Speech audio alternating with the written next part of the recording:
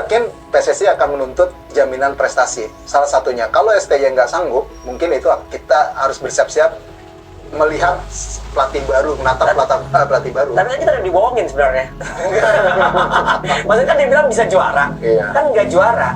Artinya kan kayak gini, udah gue bisa nih gitu, kayak lu udah ngomong seperti itu. Artinya menjanjikan sebuah prestasi yang udah lama lah kita pengen gitu, tapi kan nggak berhasil juga. Kalau misalnya diulang lagi berarti kan kecebur di lubang yang sama. Ini sih mungkin video agak cukup lama ya dari YouTube-nya Score ID ya, saya juga sebagai pengikutnya. Cuma menganggap dia STY membuat sebuah kebohongan karena tidak bisa juara, kayaknya terlalu naif juga deh cara berpikirnya. Oh, kata Rocky Gerung itu dungu, logika parsinya nggak ada gitu. Gini, ketika STY menganggap bisa juara, artinya kan bisa itu kan ya bisa belum tentu akan tercapai di saat itu juga. Bisa itu kan bisa nanti tahun 2024, 2025, 2026. Bukan kalimat ya saya akan juara di tahun 2024 dan saya jamin hal itu. Itu kan nggak seperti itu. STY menganggap bisa juara dan kita tinggal menunggu waktunya aja untuk juara. Terutama ya juara Piala AFF ya. Kalau untuk juara Piala Asia itu kayaknya terlalu jauh gitu, belum waktunya. Masa negara peringkat 100 ke atas bisa juara Piala Asia kan agak terlalu berlebihan. Tapi sejauh ini kan STY sudah memberikan sebuah prestasi. Saya pribadi menganggap bahwa sekarang kita timnas melawannya seperti mungkin nanti Irak, Jordan, jadi nggak berkutat di Vietnam lagi, Malaysia, Singapura, Thailand nggak di situ. Jadi ini ya sebetulnya sih pandangan statement ya, haknya dia sih berbicara seperti itu, cuma terlalu dangkal gitu ya.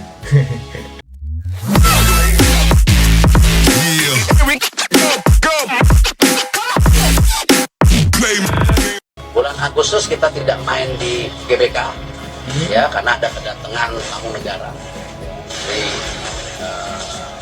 Laos. Jadi kita akan bermain nanti di Surabaya ya, kita pindah lokasi karena ini kembali jangan juga menjadi polemik karena ini enggak, emang ini tamu negara ya, tokoh dunia ya, kita harus ya mengerti. Jadi kita akan bermain di Surabaya. Saya udah minta tim PSSI cek juga untuk di Surabaya persiapannya begini. Kalau nggak siap ya kita pindah kota lain lagi. Banyak kok kota. Sekarang pemerintah sudah renovasi 22 stadium, sudah 8. Kemarin FIFA sudah ngecek stadionnya, sudah ada green light, ini stadion bagus ya. Kita banyak opsi soalnya. Negara ini kaya, tinggal perlu manajemen yang baik. Ya. Negara ini kaya, tinggal perlu manajemen yang baik. Artinya PSSI akan, sepak bola kita akan maju kalau dikelola dengan manajemen yang baik. Itu sarkas dari Pak Erick Thohir. Oke ya, karena kemungkinan bulan Agustus itu kan akan ada agenda FIFA ya, mungkin lanjutan kualifikasi Piala Dunia ataupun mungkin juga Piala AFF atau atau mungkin juga FIFA Matchday ya, yang dimana nanti timnas kita tidak akan bermain di Jakarta ataupun di GBK. Opsinya adalah Stadion GBT ataupun Surabaya. Opsi yang sangat bagus sih, karena sejauh ini wajar aja karena GBT adalah salah satu stadion yang kemarin dipakai Piala Dunia U17, yang artinya emang secara standarisasi FIFA itu emang udah sesuai. Mungkin kalau nggak GBT bisa dialihkan ke Manahan bisa aja, ataupun mungkin ke Bandung sejak Harupat bisa. Kalau di kota-kota lain mungkin di luar Jawa bisa di Bali, bisa di Palembang, bisa di mungkin Kalimantan, Balikpapan. Cuma kalau untuk di JIS ya harapannya sih pengen di JIS, cuma kan sejauh ini JIS walaupun kemarin dipakai Piala Dunia U17, terus kemarin juga dipakai Persija melawan Persahabatan, rumput JIS kok kurang terlihat di TV, emang kurang bagus ya. Tinggal benar-benar JIS ini kata ya mungkin aksesnya apakah udah selesai ataupun enggak, cuma mudah-mudahan sih ke depan timnas kita bisa berlaga di GC, karena itu emang stadion sangat luar biasa bagus dan bener vibes-nya juga vibes stadion-stadion yang megah di Eropa ya, dengan 3 tingkat tribunnya. Tapi ya mudah-mudahan sih saya pribadi juga sih berharap Persija juga nanti bisa memakai JIS di Jakarta. Udah ada GBK, udah ada JIS ya, masa ya si Persija tidak bermain di Jakarta kan, masa main kembali di Bogor, di Pakansari ataupun di mana, sangat nggak enak gitu ya. Oke. Naturalisasi segitu perlunya nggak? Mereka itu keturunan kan orang bule yang tinggal di sini kita lolos. Mereka itu keturunan punya darah Indonesia. Apakah perlu? Kalau gue jadi Sintayong, gue dikasih target lolos Piala Asia, lolos grup ini, lolos, target tinggi dong. Jujur kalau dengan pemain Liga 1 nggak sanggup. Dikasih opsi, oke, pilih ini. Namanya pemain diaspora itu kan banyak. Ya. Dia yang pilih. Dan pilihan dia itu kebetulan tepat. Dan menyatukan budaya yang berbeda dari Eropa sama budaya Indonesia itu nggak gampang. Iya, betul. Kok orang Indonesia rata-rata, nggak semua ya. Dari pemain kan nggak bisa bahasa Inggris. Gimana komunikasinya? Sintayong nggak bisa bahasa Inggris. Ya, jadi ini butuh effort yang luar biasa dari pemain, dari pelatih, dari PSSI untuk bisa menyatukan. Beruntung banget kita punya ketua yang memberikan segala fasilitas. Problematika naturalisasi selama ini kan emang sangat hangat selalu dibicarakan ya. Orang politik bicara naturalisasi, di DPR bicara naturalisasi, padahal itu kan hal yang sangat biasa ya. Tapi ya sejauh ini pemain-pemain diaspora yang memperkuat timnas Indonesia, terutama di 2 laga terakhir lawan Irak dan Filipina, itu sangat terlihat betul-betul bagus sekali. Kelvin Verdong pemain gila semalam, Tom Hai udah jelas man of the match, Justin Hubner, J.I.J.S itu bener-bener back yang sangat santai tapi bagus banget tuh, pembacaan bolanya luar biasa banget sih.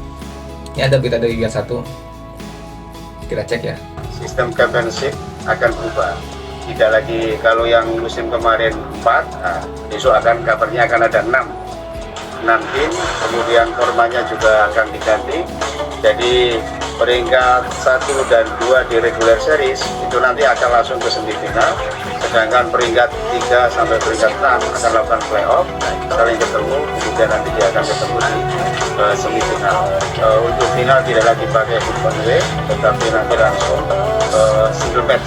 Ini yang kayaknya kalau single match akan lebih. Ini sedikit kita beralih pada Liga 1, ternyata ada info format Liga 1 akan kembali berubah, bukan berubah di Championship Series, bukan berubah format series, cuma berubah di Championship Series-nya. Kalau kemarin kan 4 langsung diadukan di semifinal, ini konon musim depan akan diambil 6, peringkat 1 sama peringkat 2 itu akan otomatis ke semifinal. Jadi peringkat 3 sampai peringkat 6 itu akan memperebutkan 2 tiket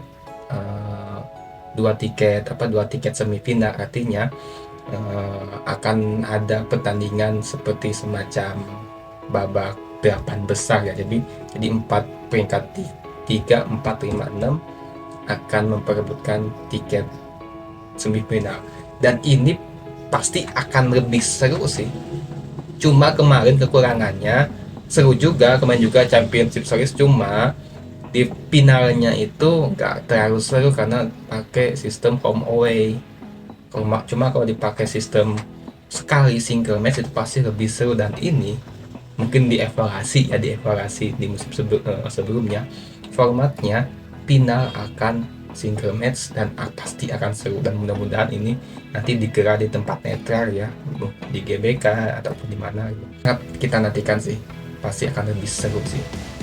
Nah teman-teman semua, silakan kita diskusikan di kolom komentar apakah teman-teman semua memiliki pendapat mengenai hal-hal yang barusan kita bicarakan. Terima kasih, sampai jumpa. Wassalamualaikum warahmatullahi wabarakatuh. Salam sepak bola.